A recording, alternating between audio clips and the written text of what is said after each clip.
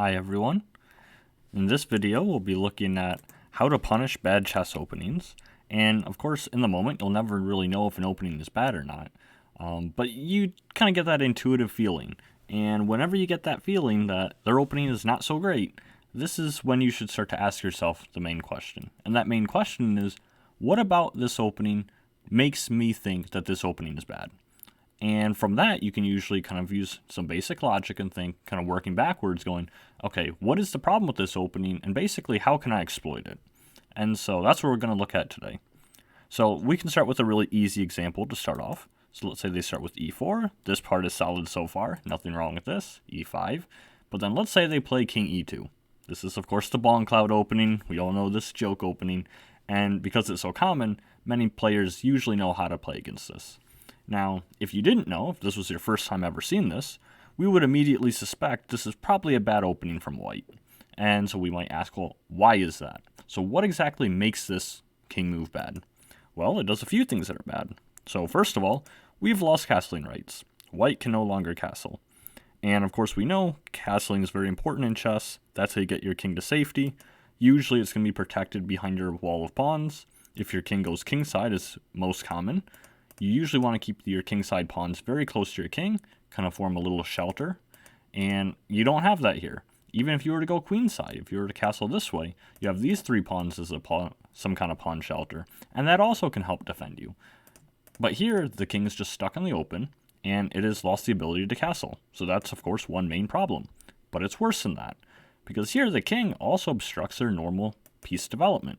Here the bishop would like to develop somewhere along this diagonal, but it can't because the king is in the way.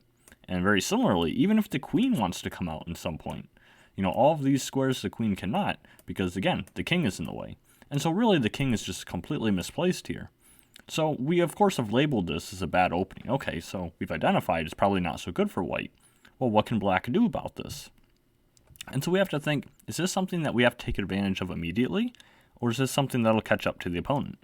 And in this case, they've lost castling rights and their king is misplaced. But there isn't really much we can do about it. If we were to try and go off on this huge mating attack, we might ask ourselves, with what? We literally have nothing developed. Everything is on our back rank here. We have nothing developed. It's still this early in the game. And so for those of you who do know how to play against this opening, you'll know this is a very common idea here. We just ignore it. If they played a really bad king move, we'll just play normal piece development. We'll try and get our knights maybe active here. We might try and get our bishops to active squares. Get everything, nicely located. And then, of course, very important, we'll castle, probably kingside, and we'll just get our king to safety. And that'll help accentuate the fact that white's king is not safe, and they can never castle because they've lost their castling rights, in this case, voluntarily. So here I would just develop normally and continue on. Okay, so let's go to a slightly different example. Let's say they start with a move like, say, f3. Of course, we know this is bad. But what if the opponent keeps playing logical moves and maybe this is the only bad move? Let's say that they keep playing pretty standard. Let's say we go e5. Let's say they start playing normal chess now. They're playing good. We develop a piece. They develop as well. Looks solid. We'll take advantage of this diagonal. We'll develop our pieces as well. Looks logical enough. Say the opponent keeps developing. We develop as well. They go knight g to e2 because, again, this pawn was blocking their natural square. So if they want to develop the knight and get castled, they're going to have to develop the knight this way. We castle, just opening principle so far. And here we might ask ourselves, well, what exactly is so bad with white's opening? Because really they only played one pawn move that was kind of questionable to their king. But really that's it. Every other move they've been pretty consistently developing, and white's position looks okay. So is this something that we can exploit? And the answer to that, I think, is yes. I think long-term, the fact that they've pushed this pawn, even though it is just one pawn, it has slightly weakened their king. They would much rather prefer to have three pawns here and castle kingside, and then their king is very nicely tucked away to safety, and they have no problems. However, because of this one little pawn move, this one f3, never play the f3 move here, what has happened is we now have a bunch of square weaknesses near the king. I did a video just recently on square weaknesses near your king. I'll leave a link to that if I remember. I'll just put that in the video description. So if you haven't seen that already, you can check that out. But here, this is a very weakening move because with this one f3, now this diagonal is weak, as I've mentioned with the bishop. Also note, white can no longer castle here because we are controlling that square. But also this diagonal is weak. And all of that is weak just because this one pawn move. And of course there's many other weaknesses with this one move, but that's how it starts out. Now if we were to take another example, go back a bit with e4, e5, this one's very logical. This is a pretty normal looking move. Very common setup here. We of course know the Scotch game is with d4. We know that bishop to c4 is the Italian game. We know that bishop b5 is the Ruy Lopez or the Spanish game. Very common solid openings. But what if the opponent plays something like, say, pawn to c3? And say we never encountered this opening before. We have no idea what this is. Is this a bad opening? Can we exploit this? And of course, in the moment, you never know if something is bad opening. So you have to think yourself, well, what can I do here? And what is white's real problem? What has the opponent done that makes me suspect this is a bad opening? And so here, blocks the natural development square for the knight. And not only that, but I can't even go here because, of course, there's a pawn in the way this way as well. And so really, this b1 knight is not too happy with the move c3. And so I might think, well, this is not so great for white. Maybe I can punish this immediately. And so I have to think, well, what is white doing? Because really here, c3 isn't the worst move in the world. It is preparing d4. And so if I do nothing, maybe they'll get d4. Maybe they'll get some kind of control in the center. I really don't want to trade because then they'll have a pawn duo. And their knight will be able to use the c3 square. So this isn't really ideal. And so I have to think, well, maybe this isn't so terrible. But what can I do right now? Because right now, this pawn is here. And it might not be there later if I give them a chance. So I have to do something very active and right away. So from that, a very short calculation comes to mind. Why can't we just fight for the center immediately? And the move d5 immediately springs to mind.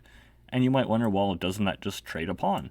Well, yes. But here, they normally have the move knight c3 to kick our queen and gain a tempo. But because of their pawn move, again, exploiting this opening, they no longer have this option. And I think black is already ever so slightly better because they can't play knight c3 to kick our queen. Now, of course, this is a little of a tricky example here, and I did this intentionally. What made this tricky was this is actually a solid opening.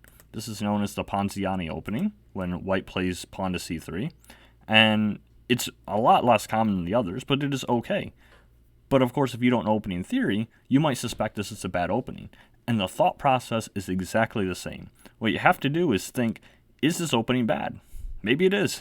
Make them test it, really have them prove to you why this is okay. And of course, the reason it's okay here and why it's opening theory is because you don't actually have to take on e takes d5. What you actually do is here, after d5, white doesn't have to take. You actually have queen to a4, and this is a very sharp, very theoretical opening where you could respond with f6. Very rare, very unusual, and we have weakened our king in a very similar way that we looked at in the last example. But it's a very dangerous opening for both sides, and this is actually best to play it this way. So, this is one reason why studying opening is always useful. You're not going to get the exact best stuff unless you really study.